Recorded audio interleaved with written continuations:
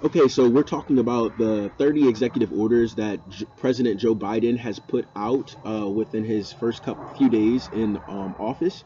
And the last thing that I want to talk about is what he has done on immigration. Now, I am like super pro civil liberties. So, immigration is something that I'm totally for. I'm probably further left on immigration than even most progressives. So, um, I am loving what Joe Biden has done. If I was him, and he has even sent a bill to Congress. I'm going to talk about that too, and lump that in here. This is outside of the executive orders. But I think that what he's doing on immigration is great. I couldn't stand Donald Trump on immigration. I felt like the what conservatives started to do at first, conservatives were seriously just against illegal immigration. Now, I don't personally believe that. Um, I believe in freedom of movement, and I believe that if a government is going to put restrictions on any person, on any human being, and I'll explain this into detail later in another video, there needs to be a logical justification for how they're going to, why they would restrict that person's movement. So it makes sense to restrict the movement of people that aren't coming in peace. But people that are coming in peace, it doesn't make sense to restrict their movement. Now, if you're talking about restricting their access to welfare and public assistance, there's a different argument to be made because if they're not paying into the system, then it's different. But simply coming here and wanting a better life for themselves, and they're non-violent, that's something different, and there needs to be an excuse. So anyways, before I get into that, or without me getting too down that rabbit hole, let me tell you what he has done on immigration. So the first thing that he did is that he fortified and strengthened DACA.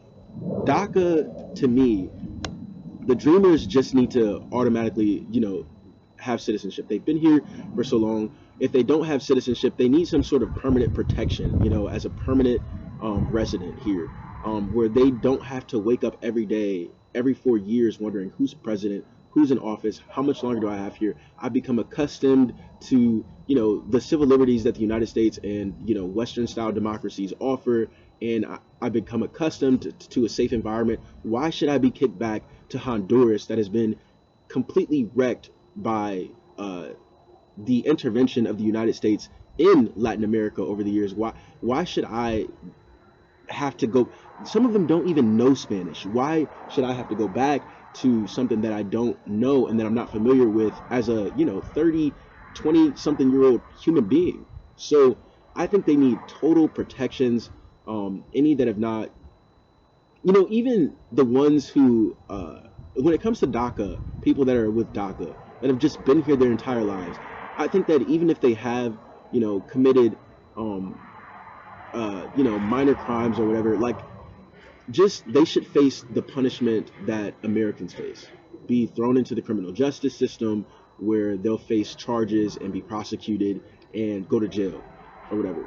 Because they pay taxes, they do all of that. They live like American citizens, and it's just messed up that every day they have to wake up wondering, what are they gonna, what's next, and be used as a political tool. That's like so inhumane to me that I just don't understand it. The next thing that he did is that he ended the Muslim ban. Now you have conservatives that say that it wasn't a Muslim ban, da da da da, but and they make that argument. And if you are a conservative watching this, just hear me out. If you're making the argument that it wasn't a Muslim ban, I agree with your premise in saying that it wasn't a Muslim ban because all the countries that are banned are not predominantly Muslim countries, and there's some countries that aren't Muslim countries, and not every Muslim country was banned. True, true. However, before he enacted this legislation, he did promise on his campaign trail that he was going to put a ban on Muslims. He said that. And then he released two separate orders. The first one was a Muslim ban. And when that one didn't hold up in court, he specifically had a conversation that's on record where he said, how do I tweak this to where it's going to be legal? And his team got together and tweaked it to where it could be legal and pass as a not a Muslim ban, but wink wink. That's what happened. That's what happened. So it blocks a lot of Muslims coming from the country, and the intent behind it is to discriminate against a certain religious group. That's the intent. And he might think, that they're dangerous and da da da da and all this, but the Constitution does not allow people to be discriminated against on the basis of their faith alone. So if they go through a background check and they're proved to be a security threat, that's one thing. But you can't just put a blanket Muslim ban on people. That's like messed up. So he fortified DACA. He ended the Muslim ban. He ended the expansion of immigration enforcement.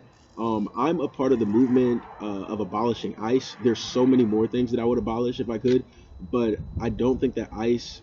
I think that ICE has too many instances of police brutality, of mistreatment of immigrants, and I don't think that a lot of these immigrants that they go after is are I don't think that a lot of the immigrants that they go after are non-peaceful immigrants. I think that a lot of them are people who are just being, petty crimes, running a stop line or excuse me, a stop sign, or speeding, and you just happen to get asked what your green card is. All of that, that to me, ICE needs to be remade into something that can actually keep us safe, but also not violate the civil liberties of people who are simply trying to move around the world in peace, that aren't trying to hurt anyone, that aren't trying to drain public resources, that are simply coming here to work hard and make a better life for themselves because where they were at um, sucks. So I agree with that. He ended the construction of the border wall. I agree with that. I think that it's wasteful. I think that it's um, messed up. If you know the history of Latin America and the United States, it's kind of messed up to destabilize them, and then when people start to run away from the area that you destabilize, you build a wall. Especially the dynamics of it, considering that the United States was so racist back then and had a racist immigration system, it just seems very like white identity politics type thing. Um, extends oh yeah, it extends worker protections to Liberians that came back here. So it allows them to work here and lets them, stay if they have a job and work in our economy, and it halts the deportations of them. Totally agree with that. So in the next video, I'm going to talk about the Immigration Act of 2021 that Joe Biden put together, and it's a bill. He sent it to Congress. I so hope that it goes through, and not only goes through, is improved upon and allows even more immigrants. And some things in it I don't agree with, but there's a lot in here that I do.